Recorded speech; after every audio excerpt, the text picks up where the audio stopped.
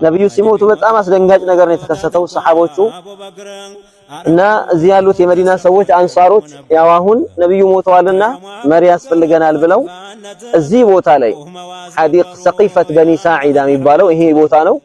እዚህ ቦታ ላይ አንሳሮቹ ተሰበሰቡ፣ ስብሰባ አደረጉ። ምን ሊያደርጉ?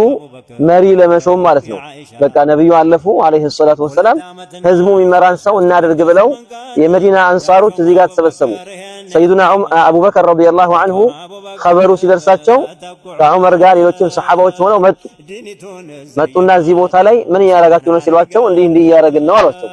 ከዚያ ይሄማ አይሆንም አሏቸው።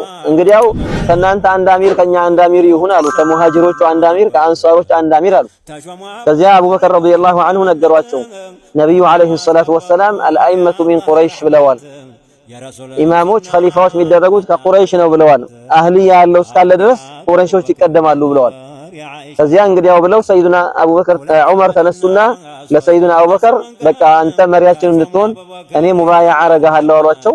ሌሎችም ሰሐባዎች ተነስተው ሙባያዓ አደረጓቸው። የሰይዱና አቡበከር ረዲየላሁ ዐንሁ የኸሊፋነት ሹመት የተጀመረው እዚህ ጋር ነው ማለት ነው። ሙባያዓ የተደረገላቸው ይሄ ቦታ ሰቂፈት በኒ ሳዒዳ ይባላል። የበኒ ሳዒዳ ጎሳ ልክ እንደ አዳራሽ ወይም ደግሞ ዳስ ነገር መሰብሰቢያ ቦታ የነበረ ቦታ ነው።